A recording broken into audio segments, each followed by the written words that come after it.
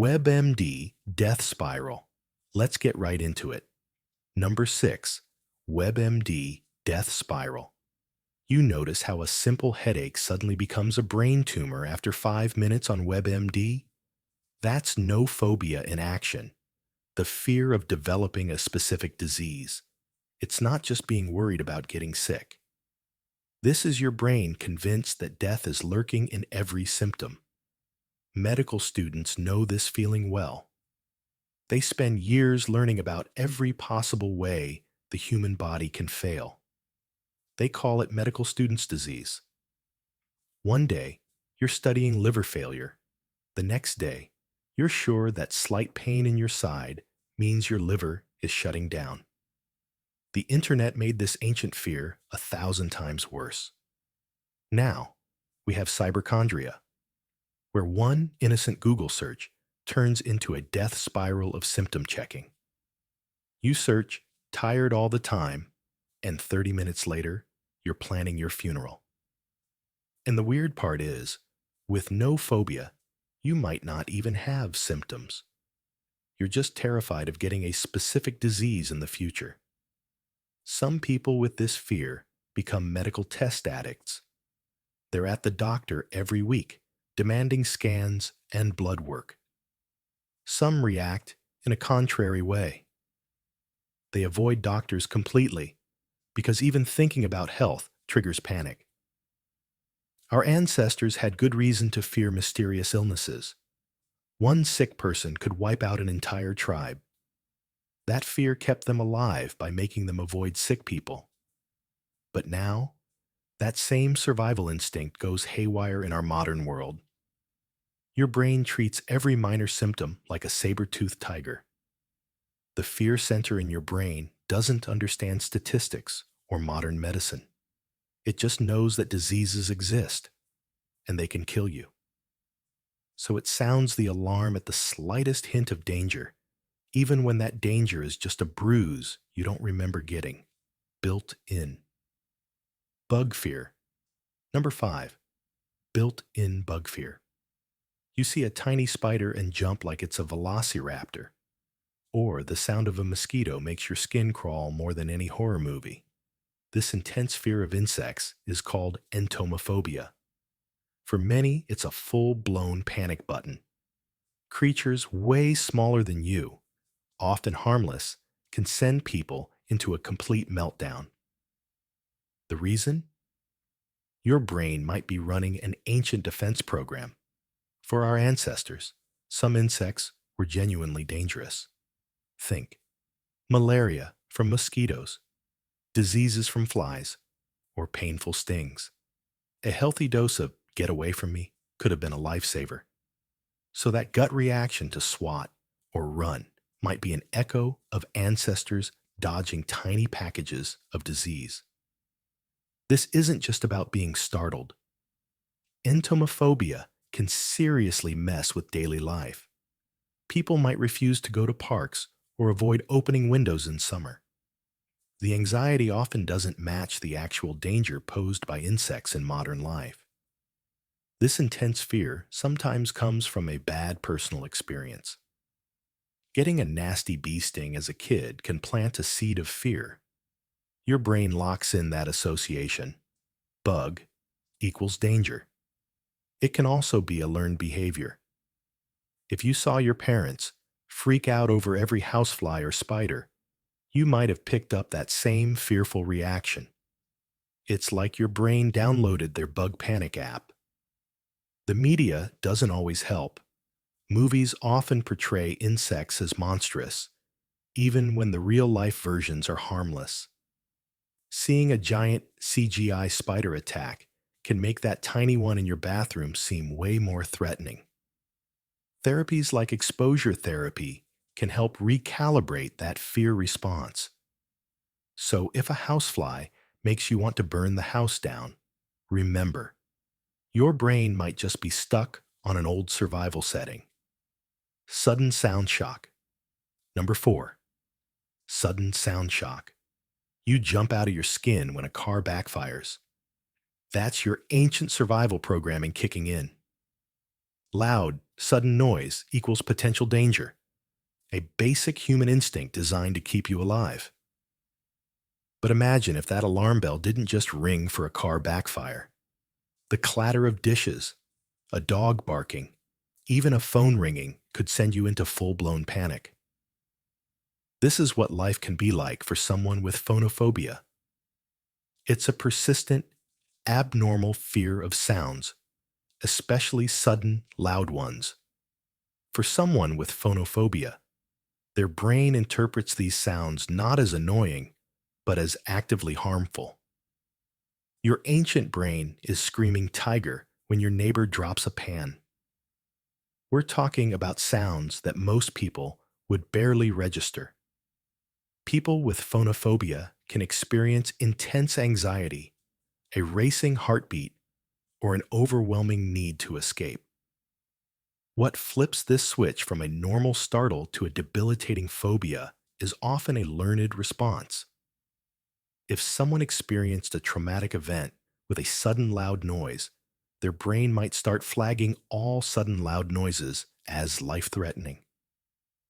Say, a car accident that began with the screech of tires. Their internal alarm system becomes hypersensitive, stuck in overdrive. And the truly weird part? Trying to avoid the sounds can actually make it worse. In the past, some people with phonophobia were advised to avoid all noise, sometimes even using earplugs constantly. But this strategy often backfired. Reducing all sound input actually made their hearing pathways more sensitive. So when they did hear a sound, it felt even louder and more threatening.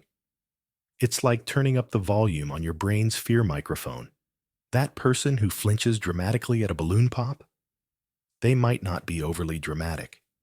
It could be their ancient survival instincts gone haywire, turning everyday sounds into a constant stream of false alarms. Number 3. Walls closing. In. You've felt that sudden, heart-pounding panic when an elevator door closes. Or maybe just the thought of being in a packed concert makes your palms sweat. That's not just you being dramatic. That's claustrophobia, a very old, very real fear of being trapped. It's more than just disliking small rooms. Claustrophobia is an intense dread of confined spaces or situations where you feel like there's absolutely no way out. Think about our ancestors. For them, being trapped in a cave-in, cornered by a predator, or stuck in a narrow passage meant almost certain death. Your brain, in its wisdom to keep you alive, still has that ancient alarm system hardwired in. When it senses inescapable enclosure, it hits the panic button. Big time. Your body floods with adrenaline. Your heart races. You can't catch your breath. You start sweating. And your mind screams, "Get out! Get out now!" It's a primal survival instinct, kicking into overdrive in a world of MRI machines and subway cars. This fear can pop up at any age, often starting in childhood or adolescence. Sometimes it begins after a scary experience, like being stuck in a small space. But not always. The triggers vary. It's not just elevators. It can be anything from a small restroom, a crowded car, a basement, or even escape rooms. For some, even wearing tight clothing can set it off. The key isn't always the size of the space. It's the terrifying feeling of being unable to escape. People will go to incredible lengths to avoid these feelings. They might take stairs instead of elevators, even if it's 20 floors. This ancient fear can literally dictate daily choices. Your brain is just trying to protect you from an ancient danger. But try telling that to your amygdala when the walls feel like they're... Number 2. Ancient blood alarm. You felt woozy at the sight of blood. Or maybe you know someone who passes out cold during a blood test. That's not just squeamishness. It's a primitive fear called hemophobia, hardwired into some of us. And the weird part? What separates blood phobia from most other fears is how the body responds. Most phobias make your heart race and your blood pressure shoot up. The classic fight or flight response. But with hemophobia, something bizarre happens. After an initial jolt of anxiety, your heart rate and blood pressure suddenly plummet. It's like your body hits the emergency brake, and down you go. This is called a vasovagal response. Our bodies evolved such a dramatic reaction for a reason. One theory? It's an ancient survival mechanism. Imagine our ancestors getting seriously injured. Fainting and playing dead might have made them less of a target to predators. A sudden drop in blood pressure could also theoretically reduce blood loss from a wound. So your brain isn't trying to embarrass you. It's running an ancient program meant to save your life. This isn't just a minor inconvenience. Hemophobia can make people avoid doctors or any medical treatment involving blood or needles. They might avoid situations where they could see others injured, even in movies or on TV. Scientists believe there might be a strong genetic link to this phobia. If someone in your family faints at the sight of blood, you might be more likely to do it too. It's a primal fear. A throwback to a time when seeing blood usually meant something life-threatening. So if you get that lightheaded feeling, it's your inner caveman trying to save your life by making you fall on your face. Number 1, contamination dread. Notice how you can't touch a public doorknob without immediately needing hand sanitizer, or how your skin crawls when someone coughs near you. That's your brain reacting to invisible threats. This fear of germs and contamination has a name: mysophobia. It's more intense than just liking things clean. It's a powerful, deeply wired alarm system. Back in the day, contaminated water or rotting food meant serious trouble. Better to avoid everything suspicious than risk getting sick. Fast forward to today, and that same alarm system is still running, except now it's going off about shopping cart handles and elevator buttons. For someone with mysophobia, their heart pounds when they touch a public handrail. They might break into a sweat at the thought of using a public restroom.